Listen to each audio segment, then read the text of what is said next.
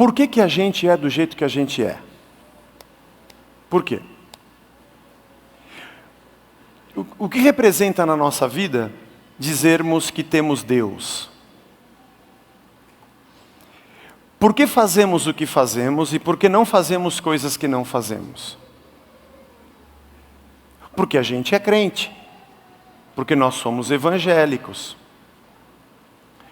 Outro dia me fizeram uma pergunta, eu não lembro qual foi o assunto, num encontro que eu fui, esses momentos de bate-papo, a pergunta era, porque a gente é evangélico, a gente pode falar, não sei o que era, não me lembro agora o que era.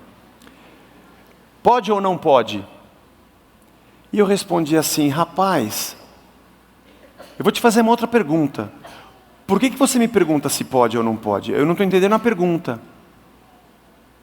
Até quando a gente ainda vai ir para a igreja para que alguém me diga, agora você é isso, então isso aqui é a lista, tudo isso aqui você pode, ó, e aquilo ali você não pode. Paulo disse assim, todas as coisas me são lícitas.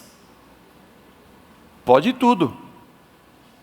Mas ele diz assim, mas nem todas me convêm. Eu vou examinar tudo e eu vou reter o que é bom. O problema é que quanto mais vazio você está disso aqui, e quanto menos comunhão você tem com o Senhor, menor é o teu crivo, menor é o teu discernimento para escolher o que você deve ou o que você não deve. E ele ainda diz assim, eu não vou me deixar dominar por nenhuma delas. Esse é um outro negócio muito importante.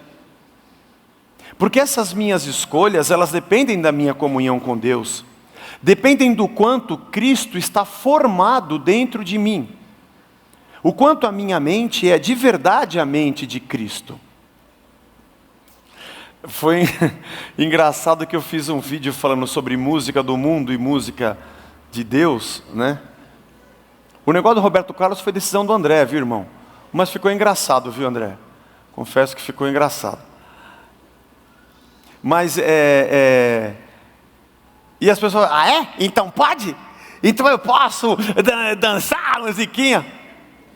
É que não é ao vivo, a pessoa pergunta, então eu posso ouvir o funk? Se fosse ao vivo, eu ia falar para ele, claro que sim. Lógico que você pode. Dancinha da garrafa, funk, fio dental, sair pelado. Oh, quem disse que você não pode? Se não tem dentro de você nem Espírito Santo, nem comunhão, nem palavra e nem Cristo formado, quem sou eu para dizer para você o que você pode e o que você não pode? Eu vou ficar aqui dando murro em ponta de faca, enxugando gelo e criando um auditório de infantis, tentando correr atrás de todo mundo e ficando sendo polícia de adulto para dizer quem está pecando e quem não está pecando. Não foi isso que Cristo deu para nós. Cristo ser formado em nós, como está em Gálatas 4,19, é uma vida de comunhão com Deus. É óbvio que em última análise, a gente tem coisa que você vai dizer, não, isso aqui não pode, isso aqui não dá, isso aqui dá. Mas quem? O Deus que soprou esse livro, e o Deus que habita aqui, e aquele que morreu por nós na cruz e ressuscitou, e aquele que forma em nós um novo ser, põe em nós, como diz o profeta Jeremias, as suas leis escritas, não mais em tábuas de pedra, mas em tábuas de carne. A palavra, o Logos de Deus habita em nós. Irmãos, isso é um processo muito difícil. É muito mais fácil a gente dizer o que pode e o que não pode. Olha, é muito menos trabalhoso para pastor. Pastor, por que não pode? Cala a boca e só me obedece, porque eu sou autoridade espiritual sobre a sua vida. Não pode e ponto final. E até quando você vai conseguir viver assim? Até a hora que você encher o saco e falar, não aguento mais alguém dizer para mim o que pode e o que não pode. Muito mais trabalhoso é a gente gastar cada domingo e cada semana, meditando na palavra de Deus, levando gente ao arrependimento, cada um de nós, prostrarmos-nos diante de Cristo para dizer, Senhor, nos perdoa, muda a nossa mente, muda o meu coração, esmurrar o nosso próprio corpo, como Paulo diz, e dizer, miserável homem que sou, as coisas que eu quero fazer que são boas eu não consigo, aquilo que é ruim, que eu não queria fazer, eu acabo fazendo toda hora.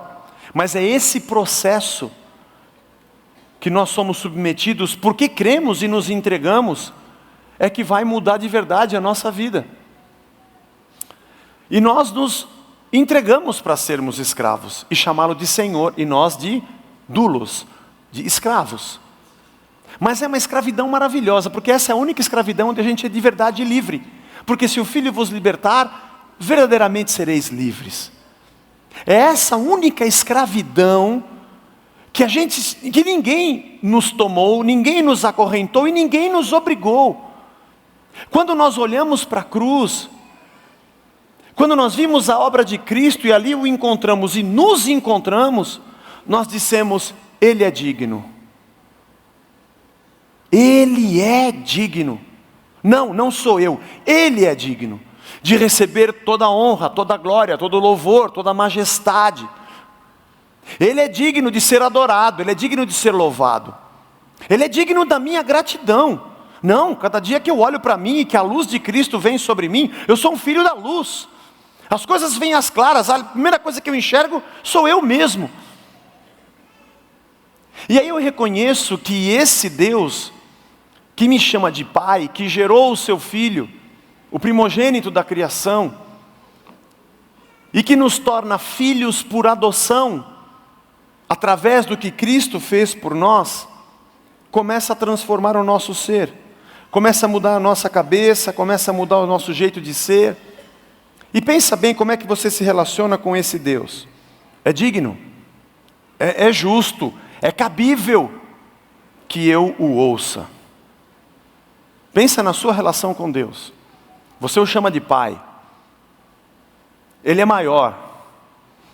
Ele entende mais as coisas. Bom, foi dele que eu vim. Primeiro por criação e depois por amor. Pela entrega, pelo sacrifício. Eu sou 2 vezes dele.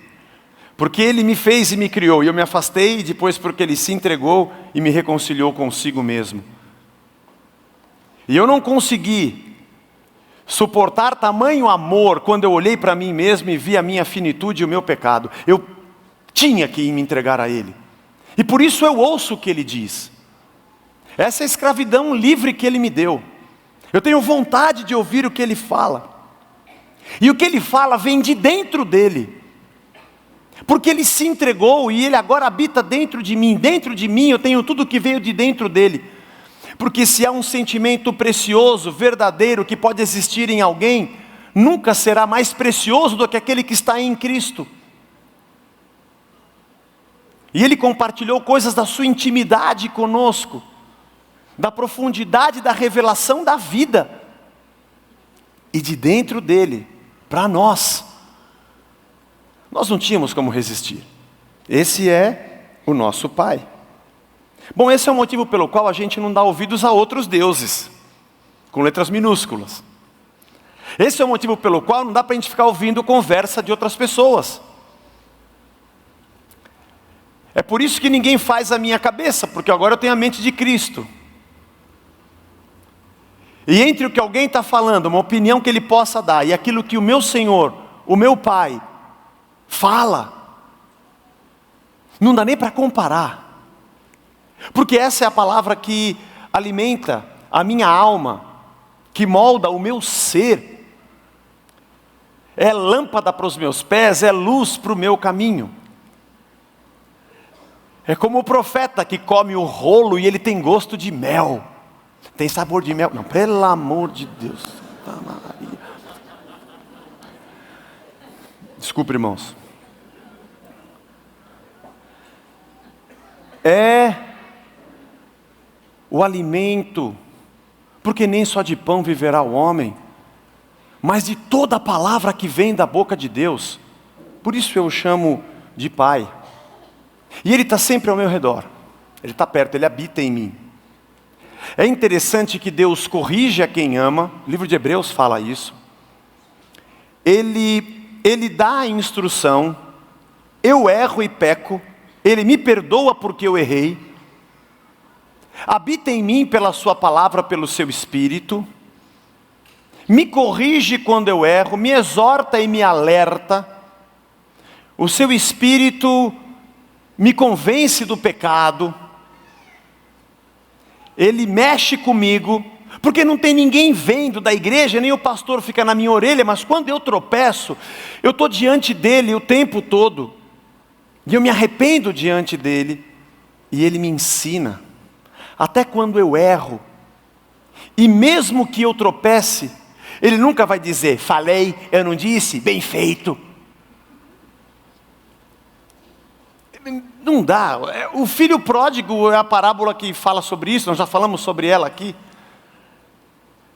Ele vem, ele nos abraça, meu Deus, eu não mereço isso, primeiro eu já sou indigno. Não tem como eu não chamar o Senhor de meu pai, aliás eu não tenho uma referência nem paterna desse jeito na terra. Nem nós somos pais assim, nem os nossos foram, mas não se preocupe, ninguém é. E ele vem e nos acalenta e nos toma, e o nosso coração de verdade arrependido vai sempre encontrar um lugar de descanso e de recomeço na graça do nosso Pai. Ele não nos provoca. Ninguém que peca pode dizer eu fui tentado por Deus, porque Deus a ninguém tenta. Ele não nos aperta. É incrível, irmãos. Até quando Deus nos exorta, é com amor. Quem nos machuca são os homens que usam a palavra de Deus muito porcamente e tentam se colocar na posição do próprio Deus. Esses geralmente arrebentam com a gente. Mas o Espírito de Deus, mesmo quando você faz a maior burrada da sua vida, e que você se arrepende e cai diante dele em prantos para dizer, Senhor, tem misericórdia de mim, e mesmo que a gente enfrente consequências terríveis pelo nosso tropeço, Ele é o Deus que nos levanta. Pedro, você me ama? Claro que eu te amo, Senhor. Pedro, você me ama? Eu gosto de você, Jesus. O texto original é assim. Você me ama, Pedro? Você me ama como eu te amo? Eu te amo do jeito que eu consigo te amar nessa vida que eu vivo. E assim, quando ele pergunta a terceira vez, ele fala, Senhor, o Senhor sabe que eu só consigo te amar dessa forma.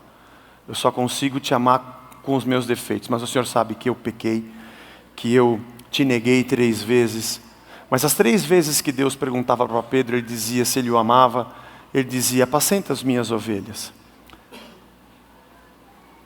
Foi ali que Pedro escreveu o seu primeiro hino. Levanta, sacode a poeira e dá volta por cima. Foi ali que Pedro fez esse samba, a criação dele. Pedro, eu sei que você pecou, eu sei que você me negou, eu sei que você disse que não ia negar, e 3 vezes antes do galo cantar, você negou, né? Quantas vezes o galo ia cantar, irmão? Não sei, a Bíblia não fala quantas vezes o galo ia cantar, fala quantas vezes ele ia negar. Não sei se... O galo não canta só 3, ele canta um monte, irmãos. Mas ele fala, antes que o galo cante, e Jesus não especificou quantas vezes ele ia cantar, ele disse, você vai me negar 3 vezes. Mas, levanta, Pedro, sacode a poeira, dá a volta por cima. A mulher adúltera, onde estão os teus acusadores? Eles foram embora? Bom, não sobrou ninguém para te condenar, porque eu também não te condeno. Você vai e não peca mais. Exortação tem, ensino tem, mas você vai achar a graça. É incrível como Deus, Ele usa a vida e tudo que a gente passa para nos ensinar. Bom, a gente usa vários exemplos aqui de filmes, de músicas, mas parece que quem anda perto de Deus, não estou dizendo que a gente consiga fazer isso perfeitamente, mas para tudo que você olha, você vê a mão dele. Você vê sinais do seu reino, da sua justiça e do seu amor em toda a criação. Por isso que Paulo diz em Romanos que os homens são indesculpáveis por não crer em Deus. Porque não dá para você olhar para tudo que foi criado e imaginar que não há um Criador. Porque não há nada nesse mundo que você veja, que você não imagine quem foi que estava por trás para fazer aquilo. A gente só consegue negar no caso de Deus. Essa é a maior rebeldia. É aquele que nega todos os fatos e evidências do poder de Deus na sua criação, olhando e tocando nela, mas não reconhecendo o Senhor que está por trás dela. E Ele nos ensina com tudo que há nesse mundo. Nos erros, nos acertos, no tropeço, no teu chefe que te persegue, no cara que te fechou, no filme que você assistiu, na música que você ouviu no rádio, na notícia que você ouviu no noticiário, no jornal que você leu, na revista de mulher, de moda, aonde você estiver, Deus está falando com você. Porque Ele pode se manifestar em qualquer lugar. Nós não temos um registro da patente, marcas e patentes, sabe? Vamos lá e registramos o Espírito Santo. Gente, tem que vir aqui na Casa da Rocha, a gente registrou, nós somos o único dealer que pode representar Deus e só nós distribuímos os milagres dele. Aliás, Ele não está conosco, somos nós que estamos nele. Esse é o Pai, nas mãos de quem a gente se derrama e se entrega. Caiu alguma coisa? Tem alguém lá dentro? Tem alguém aí? Senhor, está me chamando? Espera aí, irmãos, acho que não tem ninguém matando o culto aqui. Ah não, caiu uma bolsa ali, tudo bem. Devia estar cambaleando. É um case de instrumento assim, deve ser. Nada sério.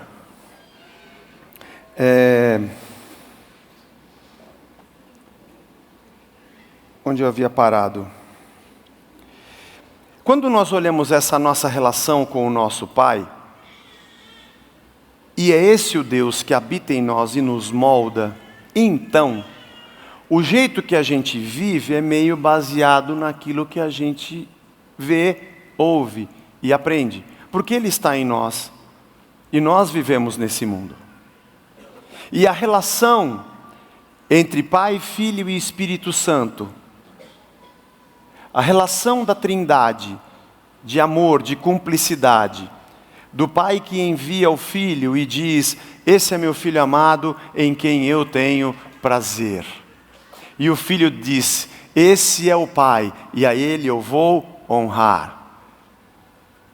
E ambos dizem: esse é o Espírito Santo, que quando eu for, eu não vou deixar vocês órfãos. Ele vai lembrar vocês de todas as palavras que eu disse. E o Espírito Santo diz: eu não glorifico a mim mesmo, mas eu glorifico ao Filho. Dentro da Trindade, o amor e a relação de doação e de glorificação é eterna e perfeita. A igreja, de uma certa forma, ela representa, ou tenta representar nesse mundo, o mesmo amor, respeito, devoção, que a comunidade, Deus, nos ensinou. Porque o nosso Deus é comunitário. Por isso nossas relações no reino de Deus são diferentes. Não é por interesse próprio, não é por ganância, não é pelas coisas que queremos. Nós não fazemos o que o nosso coração quer, mas aquilo que aprendemos do Deus que nos molda. Semana passada a gente falou do marido e da mulher, foi bem rápido, uma pregação só, não dá para a gente falar muita coisa. Mas hoje o nosso tema é pais e filhos, porque é o texto que está hoje colocado para nós, Efésios 6, de 1 a 4. Mas presta atenção no texto. Filhos, obedecei a vossos pais no Senhor, pois isso é justo. Isso é justo. Está certo isso. É cabível. Honra teu pai e tua mãe, que é o primeiro mandamento com promessa, para que te vá bem e sejas de longa vida sobre a terra. E vós pais, não provoqueis vossos filhos a ira, mas criai-os na disciplina e na admoestação do Senhor. Geralmente, quando alguém lê textos, como nós vimos semana passada do homem e da mulher, ou de pais e filhos, parece que a pessoa consegue sempre ler esse texto com os seus pressupostos machistas, de machão latino-americano, e fala: tá vendo, filhos?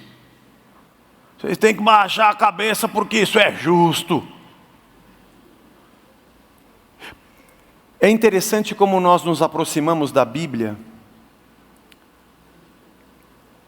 querendo que ela fale o que nós queremos que ela fale. E é interessante como é possível alguém usar só textos bíblicos e não falar nada do que a Bíblia diz. Isso é muito possível. Mas o que está dizendo aqui, e eu separei 1, 2, 3, 4, 5, 6 palavras. O verbo obedecer. Filhos, obedeçam os seus pais. Essa palavra é uma palavra composta. E eu gosto sempre de pesquisar o que o cara que escreveu quis dizer quando ele disse isso para aquela época, para aquelas pessoas. E o que isso significa, já que isso tudo nasce no reino de Deus. E o significado vem da junção de uma preposição e um verbo. E é a preposição sob, de baixo, e o verbo ouvir. É aquele que se coloca e sabe que está numa condição inferior e apreende e ouve. Mas essa é a relação nossa com Deus. Filhos, todos nós aqui somos ou pais ou filhos. Bom, filho todo mundo é, não tem como escapar. Todos nós somos filhos. Mas essa é a relação que nós temos com Deus. Nós sabemos que dele nós viemos, foi dali que a gente partiu, e por isso a gente reconhece e diz, é devido, é justo, a ele a glória, a ele a honra. Ele me criou, ele me salvou, ele me comprou com alto preço, é dele que eu venho e é ele que o seu amor que me sustenta. Por que não conseguimos reproduzir isso na nossa família? Por que nosso filho não consegue olhar para a gente e dizer, pô, é isso, eu sei que a adolescência é um momento difícil, principalmente na adolescência, a rebeldia, o rebelde sem causa, eu sou de mal com o mundo, de mal com a vida, isso passa. Mas em linhas gerais, nós pais, conseguimos viver esse amor, essa compaixão, esse perdão, esse ensino, dessa forma com os nossos filhos? Porque o texto diz que é justo esse reconhecimento. Honra o teu pai e a tua mãe. Esse reverenciar, ele é uma coisa natural, não é uma obrigação. A Bíblia não existe para que eu diga para alguém, está vendo? Você está vendo? Vocês estão vendo? Então agora faz. Não é isso. Me parece que é muito mais uma constatação. A constatação de que o Espírito que habita em nós nos forma isso. E quando eu leio, eu falo, é isso mesmo. É isso aqui. E porque eu creio assim, porque Ele habita em mim assim, é assim que eu me relaciono com Ele.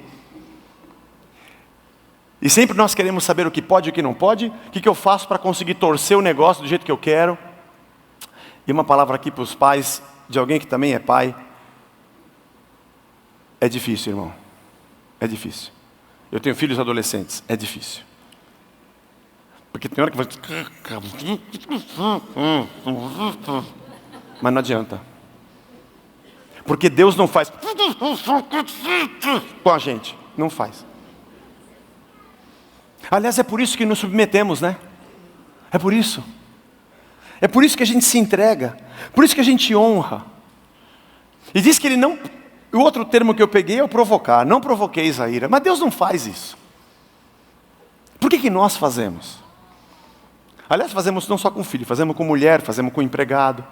Eu falei, seu cabeçudo, vai lá, eu disse para você. Agora se vira. Nós somos muito mais justiceiros do que pastores de rebanho. A gente é muito mais boiadeiro. Chapéu, espora, Marlboro. Não é? E quando alguém sai da linha, a gente vem com o chicote. Jesus tinha um cajado. Ele era a porta das ovelhas. Ele diz, eu sou a porta das ovelhas. Eles colocavam as ovelhas no aprisco, e o aprisco não tinha uma porta. Ele dormia sentado na porta, porque a ovelha não podia sair. Se ela fosse pular, o acordava. Eu sou a porta. E para o lobo entrar, vai ter que passar por mim. Oh, Jesus! Proteção. Esse é o significado. Sabe que a palavra usada aqui para ensinar significa alguma coisa que eu dou de dentro para fora. Olha que legal. Também é a junção de uma preposição que significa proveniente de alguém, de dentro de algum lugar, com o doar. O ensinar é dê para o seu filho o que está dentro de você. E eu sei que nem todos nós aqui tivemos uma educação exemplar. Bom, a gente não consegue também dar. Alguns de nós aqui temos talvez até um exemplo ruim de casamento dos nossos pais, ou de paternidade, ou até de orfandade. Mas a nossa referência não vem daqui da terra, porque nós não damos ouvidos ao que está aqui, a gente dá ouvidos a Ele. A minha referência é do que vem dos céus, e muita gente tem dificuldade em entender que Deus é Pai, pela referência de Pai que há na terra. Na verdade, a tua referência de Pai não é o que está na terra, mas é o que está no céu. E Ele deu para nós o que veio de dentro, é exatamente isso que Paulo diz para a gente. E eu erro muito nisso, porque eu fico esperando que a pessoa saiba sem que eu diga. Eu espero muito que meu filho faça sem que eu tenha gastado tempo. A gente é muito bom para punir. E confundimos a palavra disciplina com a palavra punição. Porque achamos que disciplina é só quando a gente bate com a vara. Mas a disciplina, que está um pouco mais abaixo, é uma palavra mais complexa muito mais completa do que apenas isso. E quando você imagina que o seu filho é alguém em quem você vai depositar tudo o que você tem por dentro, suas experiências, seus tropeços e acertos, mas o seu amor e o seu cuidado, a sua maneira próxima de estar com ele, quando ele bate a porta, quando ele xinga, quando ele se tranca, que a nossa vontade é voltarmos alguns anos atrás, e o adolescente que mora dentro de nós, ele vem de novo com uma voracidade, e você quer trocar soco, você quer entrar para trocação com o seu filho. Nós fazemos isso, eu também faço. E a gente desce, em todos os nossos conceitos de maturidade são jogados fora, e a gente quer de novo ir discutir, brigar e berrar, e colocar dentro dele, goela abaixo, o que eu sou, mas ele não é. Ele não viveu o que eu vivi, ele não passou o que eu passei. Ele não... Esses moços, pobres moços, se soubessem o que eu sei. Não amavam, não passavam aquilo que eu já passei. Podia ser uma música gospel, né? Mas a gospel é só vitória. Não serve para o Evangelho. Procure, você que é pai, olhar para o seu filho como era você naquela idade. Ei, naquela idade estava trabalhando. Ué, não é ou não é? Olha que Deus me revelou, hein? Me arrepia. O Senhor me revelou a palavra que estava na boca dessa igreja. Como é fácil dizer que tem revelação. Não que eu não acredite, eu creio. Mas veja, o mundo é outro, né, irmão? Agora vai falar para o pai que o filho dele com 14 anos vai começar a trabalhar. Filho meu não trabalha com 14 anos. Não estou nem aqui discorrendo sobre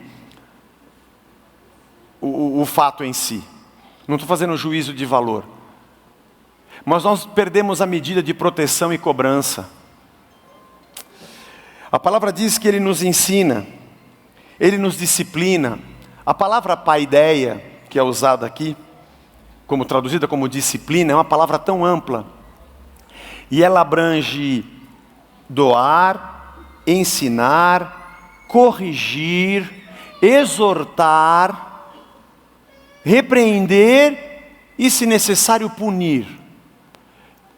Ela significa um processo. E a disciplina é um processo. Porque disciplina não é fazer certo. Disciplina é criar um hábito. Porque acontecer certo ou errado não depende da gente. Mas a disciplina, como um atleta, quem já tentou jogar tênis parece que é fácil, é uma coisa difícil. Porque você faz o movimento, você tem que acertar o movimento. Tudo depende do movimento que você faz. E tem que ser disciplinado. Onde você põe o pé, como é que você bate com a raquete. Por isso que eu jogo mal. Eu sou um cara completamente disciplinado. Tem sempre do mesmo jeito. Corredor de Fórmula 1. Todas as voltas ele faz o mesmo tempo. Ele vira, o cara é uma maquininha, é disciplina. Mas a disciplina não é o fato de acertar ou não, porque todo mundo erra. Mas passa pelo ensino, passa pelo treinamento, passa pela admoestação, passa pelo erro, exortação, correção, outra chance. Até a punição pode ser que aconteça. Mas nós, quando falamos a palavra disciplinar, é jogar tudo isso aqui fora, pegar um cabresto e sentar nele. E aí vem o quê? Revolta. Porque nunca me ensinaram, nunca me corrigiram, não tiveram amor, não me deram o que estava dentro dele para mim. Ninguém chorou comigo quando eu estava aqui dentro do meu quarto chorando. Ninguém me viu aqui quando eu estava amargurado. Agora só me cobrar e vir me bater, aí é fácil, né? Fala que eu sou obrigado a ir na igreja. Jogam a responsabilidade para a escola, para o professor de criança e de adolescente. Chamamos o ensino de educação. E achamos que a solução do Brasil é a educação. Está certo, tem que ter e temos que brigar por isso mesmo. Mas nós pais amamos terceirizar a nossa responsabilidade. Não queremos falar de coisas que não se devem falar. Não gostamos de tocar no assunto. Isso fala com a sua mãe, isso aqui você fala com o seu pai. A gente não consegue sentar e conversar numa boa. O Zé Machado fala que existe um movimento patoral. O pastor tem um movimento que não é pastoral, é patoral. Porque o pato, quando ele está nadando lá no Ibirapuera, que você vê ele bonitinho, é tão harmônico. E ele vai, faz aquelas voltas por cima da água. Por baixo, a patinha dele está assim, ó. É que nem nadadora de nado sincronizado. Nossa, que lindo, lá embaixo. Ele fala que é um movimento patoral. Porque quando você vai fazer um aconselhamento, a pessoa fala, pastor, eu preciso falar meu problema para você, e você me ajuda a achar uma solução. Não, tá bom, fala, irmão. Então, é porque eu briguei com a minha mulher. Tranquilo, isso... Eu também, isso acontece. Então, mas é que eu bati nela, e a patinha lá... Você... Não, por cima da água, você... Não, amém, machucou... Não, eu matei ela. Não, amém, você matou. O pastor é aquele que você... Não, tem uma segunda chance, né? Eu vou ter que só que ligar para a polícia, né?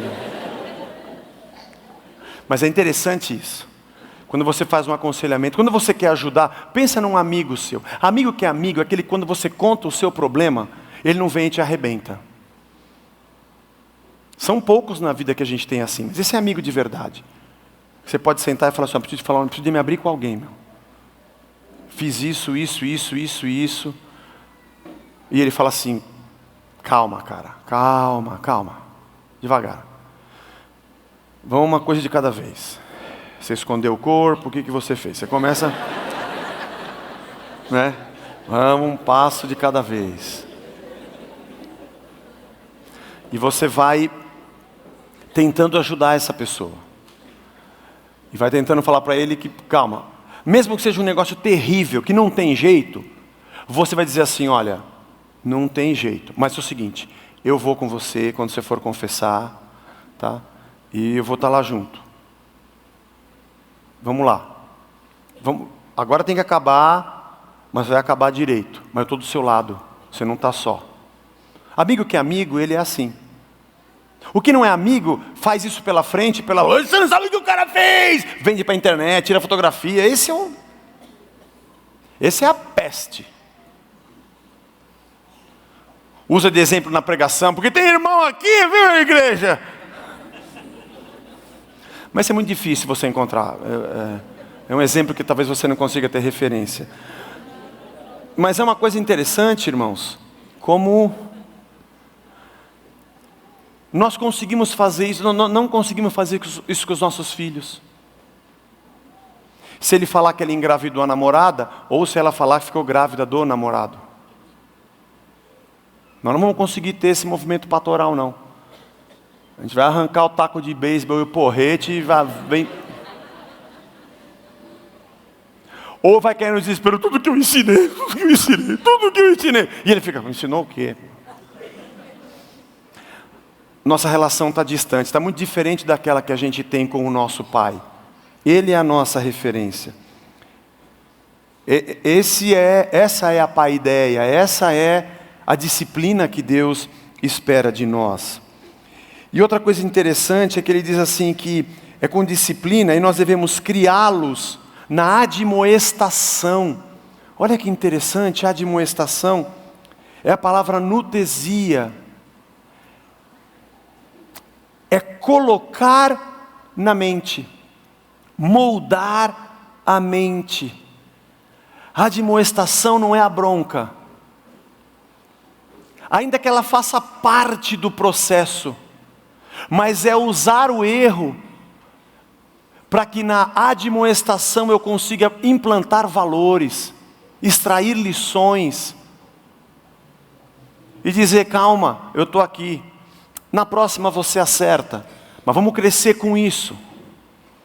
Essa cumplicidade de alguém que sempre doa de dentro, a gente só encontra mesmo em Deus. É o ensinar, o termo de dentro para fora, eu dou o que eu tenho.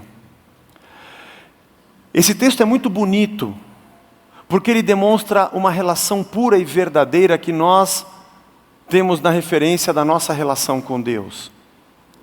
Ele não é a obrigação do filho de baixar a cabeça e ficar quieto, mas eu não vejo a hora de fazer 18 anos que eu vou ter a minha vida, ou sair de casa. E não é a autorização do pai para sair arrebentando, porque afinal de contas ele faz, ele me deve, tá, isso aqui que é justo. Irmãos, se Deus, o nosso Pai, nos tratasse assim, a gente estava morto. Aliás, não tinha salvação. Se Deus fosse só justiça e poder, a gente estava perdido. Aliás, muita gente acha que se aproxima de Deus porque Deus tem poder e quer o poder de Deus. Poder sem amor é morte. Porque quem tem poder para fazer o que quer e não tem sentimento algum, é um psicopata. Psicopatia é assim.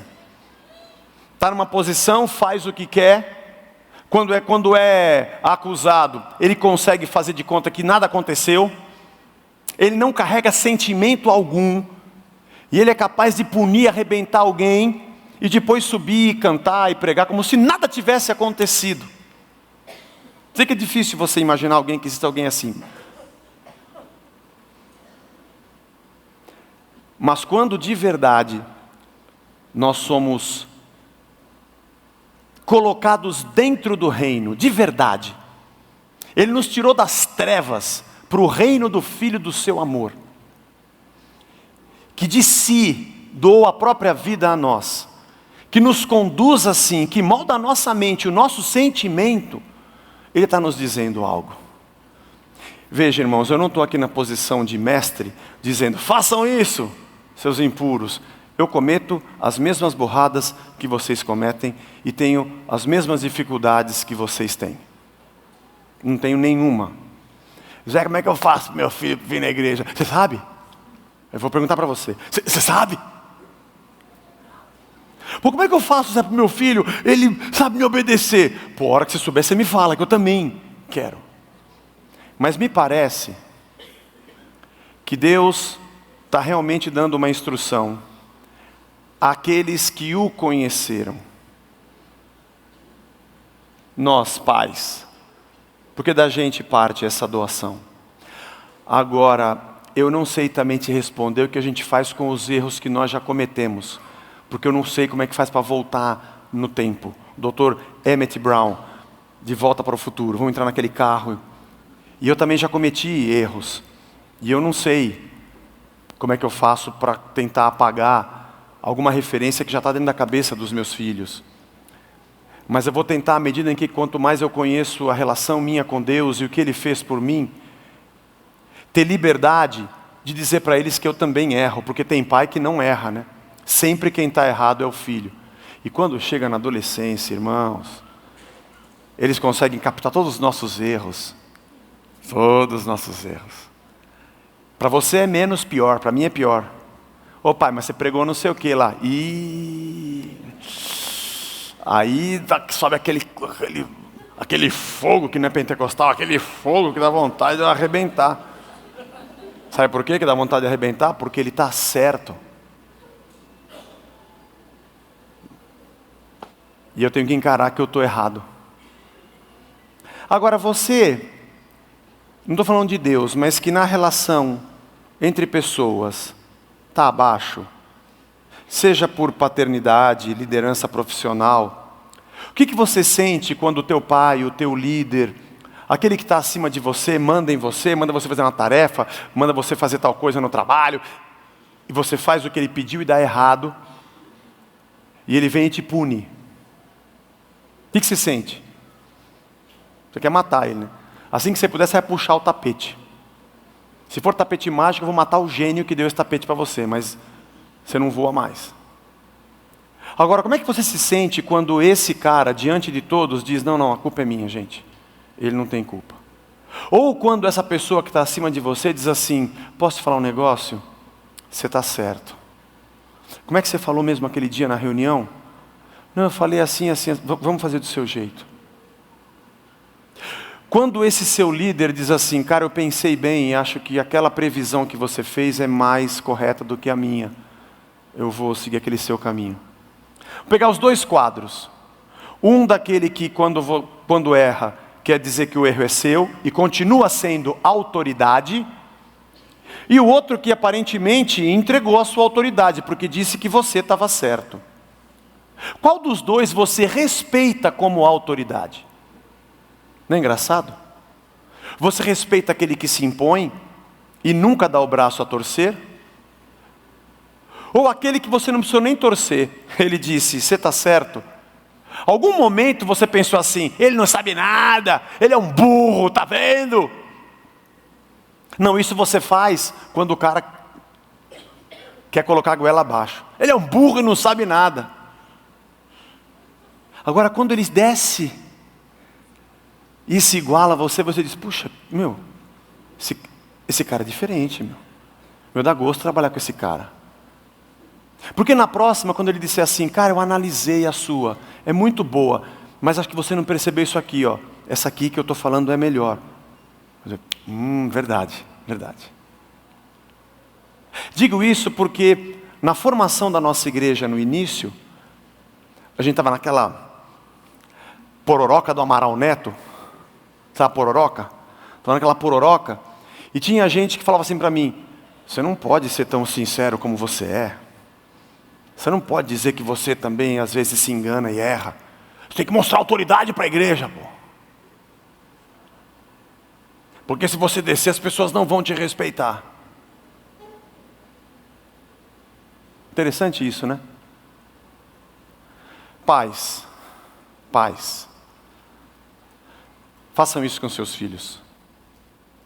Não é fácil. Eu também tento e nem sempre consigo. Mas façam. Pergunta coisas para ele. Não pergunta para ele coisas só quando você tiver com um problema no seu computador, no seu WhatsApp ou não souber instalar algum aplicativo. Não faça isso só. Mas deixa eu te falar um negócio. Vou te confessar, porque eu já percebi, acho que você também. Eles ficam muito felizes quando a gente pede isso. E eles fazem piada, você não sabe nada, hein, pai? Você está velho mesmo, hein? Eu não sei, pô. Se você não me ajudar, eu estou perdido. Quem sou eu nesse mundo sem você? A gente podia fazer isso sempre, né?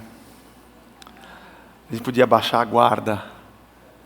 Filhos, acho que vocês com certeza iam ouvir de baixo para cima, porque esse é o obedecer, muito mais se aquele que ensina, dá de si mesmo e desce no nosso nível para ser um de nós.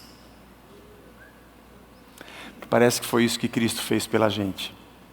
Eu quero encerrar esse culto orando e pedindo a Deus que Deus nos ajude, que Deus nos dê muita graça. Porque eu sei que tem muita história acumulada e o veneno está curtindo.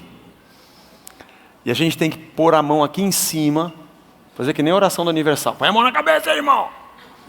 E puxa o pino da panela de pressão.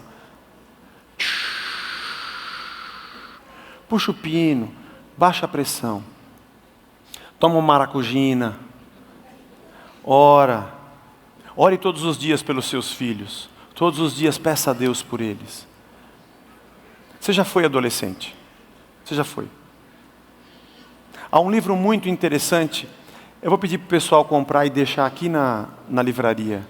Do Eugene Peterson, que chama Crescendo com o Seu Filho Adolescente. O Vagnão me indicou, sensacional. Não é um livro que ensina ao pai a cuidar do adolescente. É um livro que ensina ao pai a crescer como pai, junto com o adolescente que cresce como adolescente. E faz a gente revisitar os dias da nossa adolescência, que a nossa cabeça era exatamente igual. E saber crescer junto com ele. Fora isso, eu não tenho mais nada a dizer, irmãos. Deus tenha misericórdia de nós. Vamos ficar de pé e vamos orar?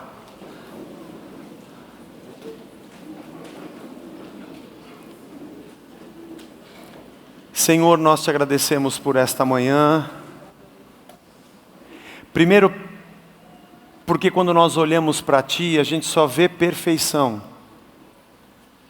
Olhamos para o nosso Deus, a Trindade Santa.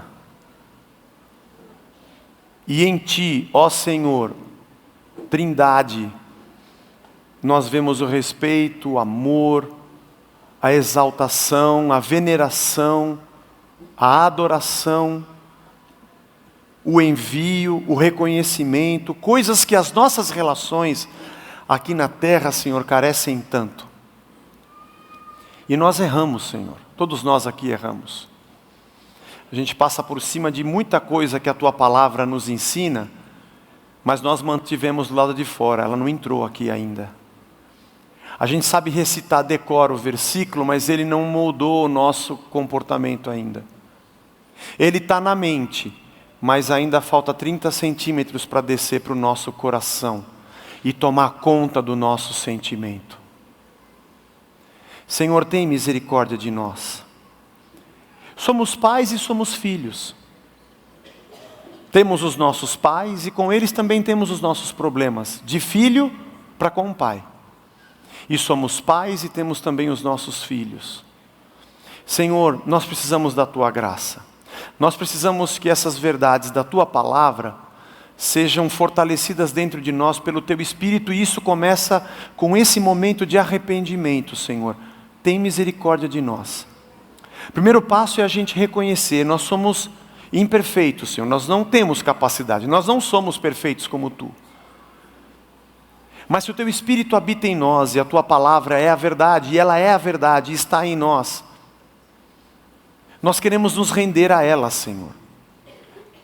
Trabalha dentro de nós, mexe com a gente, mexe com o nosso sentimento. Que as coisas que nós conversamos aqui nessa manhã fiquem na nossa cabeça e a gente coloque em prática hoje, na hora do almoço, na hora de bater papo com os nossos filhos, na hora de conversar com os nossos pais.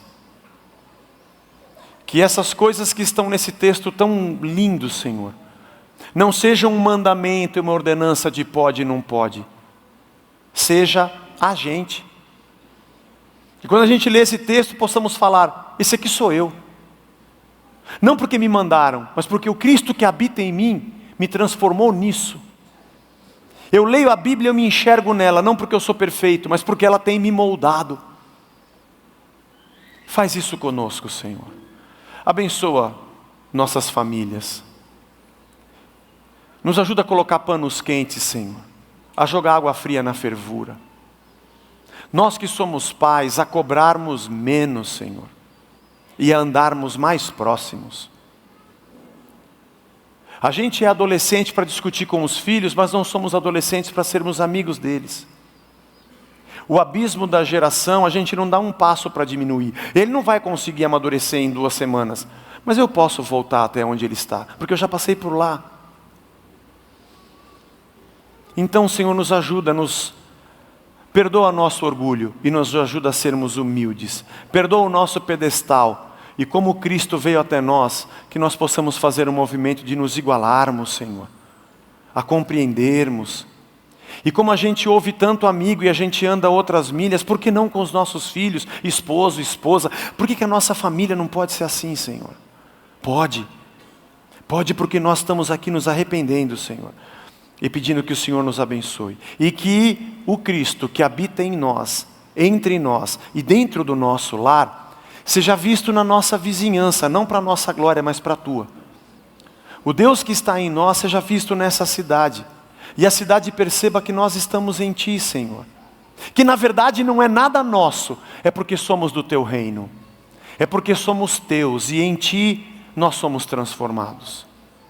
Nos toma e nos envolve. Abençoa o nosso domingo, abençoa a nossa comunhão de família, abençoa a nossa semana que se inicia de trabalho, com desafios que temos nesse país. Nos guarda, nos protege, traz a gente de volta durante as reuniões na semana ou no próximo final de semana. Toma a nossa vida nas tuas mãos, porque somos teus, e a ti toda a honra e toda a glória, porque só tu és digno, nosso Deus e Pai, e a ti, Senhor, nós nos entregamos. Despede-nos na tua paz, em nome de Jesus, amém, amém. Deus nos abençoe.